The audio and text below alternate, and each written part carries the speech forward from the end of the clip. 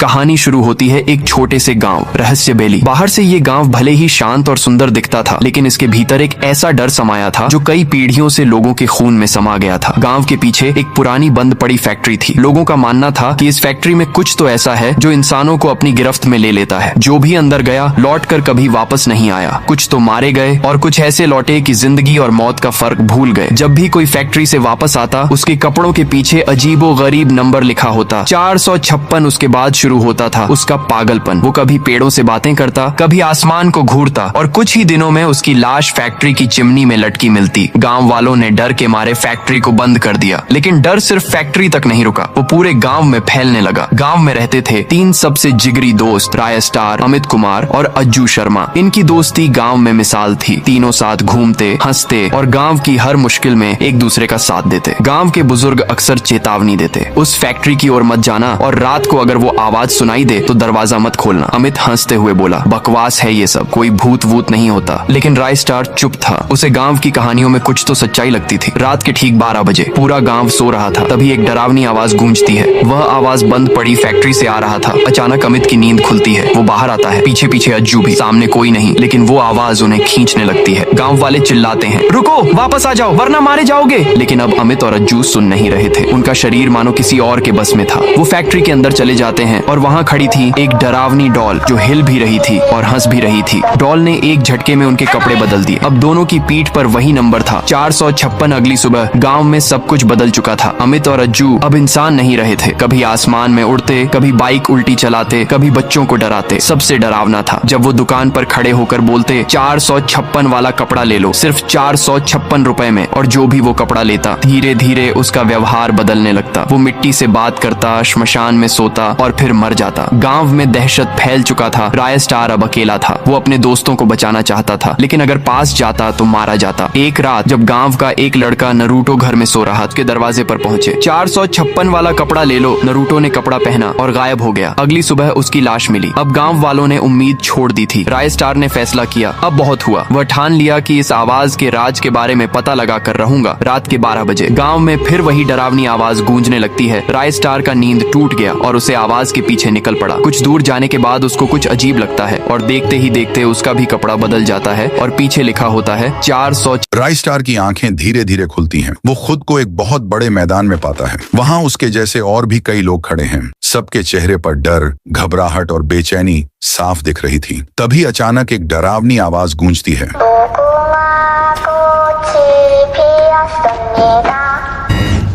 एक बड़ी C double जिसकी आंखों में गुस्सा और चेहरा बेहद भयानक था, सामने आती है और कहती है, red light, green light, game शुरू होने वाला है। नियम बहुत सरल था। ग्रीन लाइट सुनते ही दौड़ो, रेड लाइट पर एकदम रुक जाओ। जो हिला उसकी मौत तय। कुछ ही पल में खेल शुरू हो गया। सब लोग एक सीधी लाइन में खड़े हो गए। राय स्टार भी उन्हीं में से एक था। जैसे ही डॉल चिल्लाती है ग्रीन लाइट, सब दौड़ पड़ते हैं, लेकिन जैसे ही वो कहती है रेड लाइट, सब थम जाते हैं।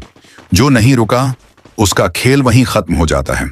एक एक करके लोग गिरते जा रहे थे। राय स्टार का दिल जोरों से धड़क रहा था, पर वो हर बार सही समय पर रुक जाता। एक बार उसका पैर फिसलता है, पर वो खुद को संभाल लेता है। खेल चलता रहा, लाशें गिरती रहीं, पर राय स्टार धीरे धीरे आगे बढ़ता गया। आखिरकार जब डॉल चिल्लाती है ग्रीन लाइट, राय स्टार आखिरी छलांग लगाता है और फिनिश लाइन पार कर जाता है। तभी एक गुलाबी रंग का ड्रेस पहने आदमी आता है और कहता है, इतनी जल्दी खुश मत हो, अभी असली खेल बाकी है। तुझे और भी गेम्स खेलने होंगे और आखिर में डॉल से लड़ना होगा। अगर जीता तो 10 लाख डायमंड्स तेरे, अगर हारा तो मौत पक्की। राय स्टार हिम्मत नहीं हारता। एक एक करके सारे मुश्किल गेम्स पार करता है और फिर आता है अंतिम राउंड। अब मैदान में सिर्फ राय स्टार बचा था। डॉल बोली, अब फाइनल टेस्ट, या तो तेरी माँ की जिंदगी या तेरी मौत। राय स्टार चिल्लाता है, माँ के लिए जान भी दे दूंगा, लेकिन तुझ जैसे टॉय से डरने वाला नहीं। अब चारों तरफ धुआं फैलेगा। फाइट शुरू होती है। पूरा मैदान धुएं से भर जाता है। चारों ओर गोलियों की आवाजें, चीखें, कोई नहीं जानता था कौन बचेगा। फिर कुछ देर बाद धुंध हटती है। डॉल जमीन पर गिरी हुई थी। राय स्टार खड़ा था, उसके पास 10 लाख डायमंड्स। वो आसमान की ओर देखकर कहता है, मैं जीत गया माँ।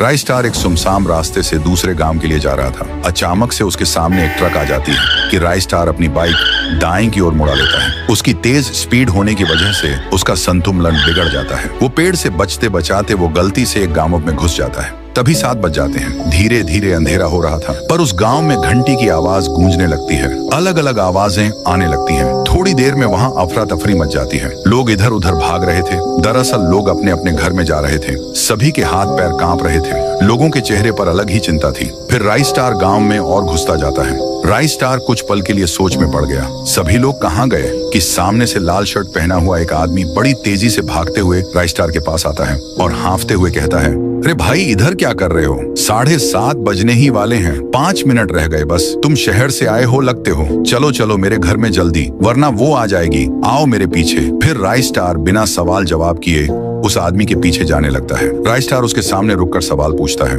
अरे भाई, ये यहाँ पर क्या हो रहा है? तुम मुझे 7:30 बजे से पहले अपने घर में क्यों लेकर आए? और ये अजीब सी घंटी की आवाज क्यों गूंज रही है? आदमी कहता है, अरे मैं पागलों जैसी बात नहीं कर रहा हूँ। इसका सच जानकर तुम्हारे रोंगटे खड़े हो जाएंगे। इस गांव में रोज 7:30 बजे एक चुड़ैल आती है जो कि लोगों को मार के उस पेड़ में लेकर जाती है। बात हो ही रही थी उसी सूखे पेड़ की जहाँ राइस स्टार ने अपनी बाइक रोकी थी। तभी अचानक से उस पेड़ में से वही चुड़ैल निकलती है जिसके बारे में वह आदमी बता रहा था। राइस स्टार उस चुड़ैल को देखकर दंग रह गया। बस फिर क्या था, वो चुड़ैल उन दोनों को देखकर उनके पास आने लगती है। वह उनके पास आके कहती है, राइस स्टार, ओ राइस स्टार, जरा बाहर तो आना। मैं तुम्हारी बहन जैसी हूँ ना, मुझसे डरो मत। आओ बाहर। 1 मिनट, तुम्हें मेरा नाम कैसे पता है? मैं तो तुमसे पहली बार ही मिला हूँ। अरे इसके मुंह मत लगो, इसको सारे लोगों के नाम पता है। ये खतरनाक भूतनी है। इतना कहते ही वो चुड़ैल वहाँ से तेजी से जाने लगी और वहीं पास के दूसरे पेड़ के पास जाकर रुक गई। फिर राइस स्टार सवाल पूछता है, मुझे एक बात बताओ, ये भूतनी लोगों को क्यों मारती है और ये पेड़ में आई कैसे? इस चुड़ैल में बहुत गुस्सा था।